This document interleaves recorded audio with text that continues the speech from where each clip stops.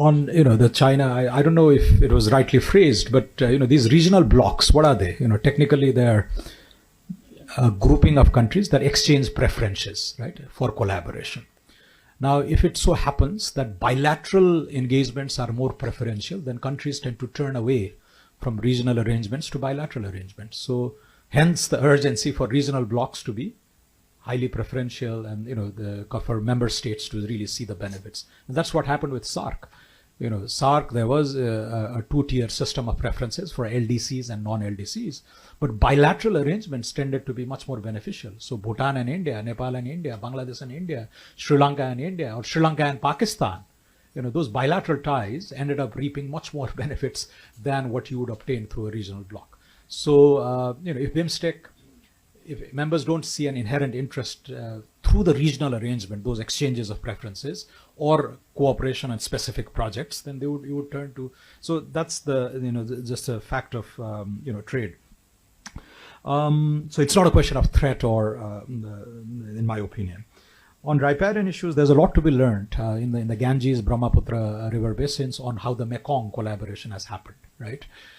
Again, here, given the asymmetric presence, influence of India, you would need Indian cooperation. India has tended to prefer bilateral arrangements. Why regionalize or trilateralize these issues has been the conventional position. But if India could be nudged to take leadership to regionalize these issues, I think transboundary water issues can be governed much more effectively, as ASEAN has shown. But in the case of ASEAN, Thailand is the second largest economy there after Indonesia, but it's not as big and dominant as India is in ASEAN. So cooperation there has been possible. Although one has to point out that Laos, Laos is 5 or 6 million. You have Vietnam next door, which is 100 million. So there is some asymmetry there in terms of size and population, but not so much on per capita incomes. On dispute, I was basically referring to one of the wonderful institutional innovations of the WTO was the dispute settlement understanding, the agreement, right, the DSU, where a country like Vanuatu could bring a case against the United States and win, right? It would be impossible if those disputes were raised on a bilateral level. Smaller countries would be crushed. So it is the smaller countries of this world that need institutional protection, that need international organization, that need regional blocks to safeguard their interests. Big countries don't need that as much. And in that spirit, there could be, it's not in the sort of acrimonious sense that you pick a fight against larger countries, but there are common issues. Let's say Nepal and Bhutan, when it comes to GATT Article 5 on freedom of transit, often very salient. Mongolia and China, again, freedom of transit, right, GATT Article 5. So those issues could be resolved, could be pursued in a very gentlemanly fashion through these regional platforms, things that would not otherwise have been possible on a bilateral basis.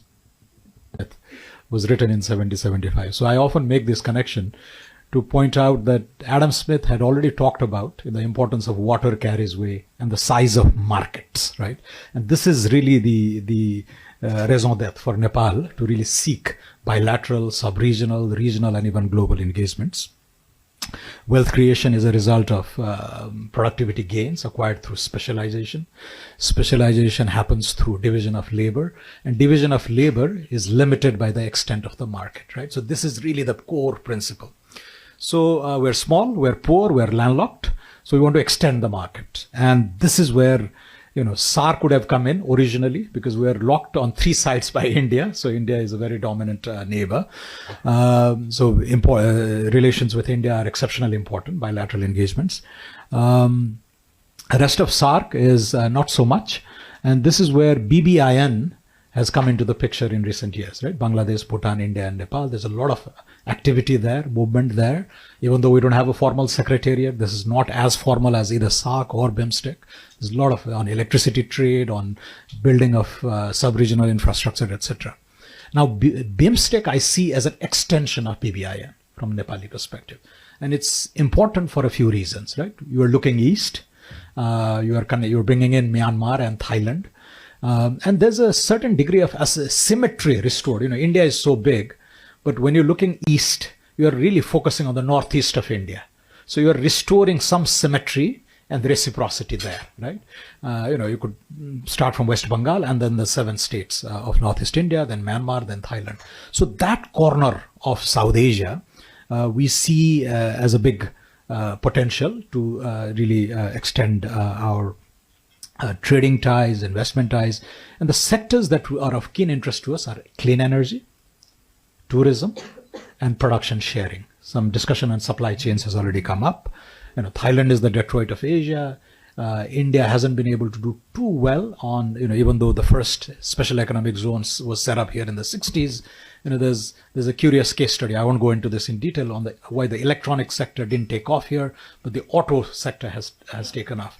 Thailand has done well in both, right? So we need to look at cases from Southeast Asia where maybe some of those lessons can be amenable to application in our part of the world. Now again, Nepal, clean energy is our big currency.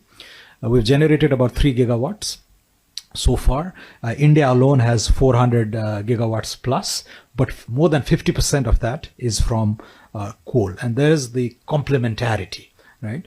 Where, if you look at the diversity in peak demand, in November in India, in Delhi, your peak demand starts at 7 o'clock in the evening, ends at 8 o'clock at night. In May, it starts at 8 o'clock and ends at midnight. So this, variation.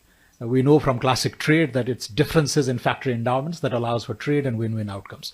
So on energy, there's a classic, and Bhutan is doing this to a degree, and Nepal has just entered into a 10,000 megawatt sort of deal over the next 25 years.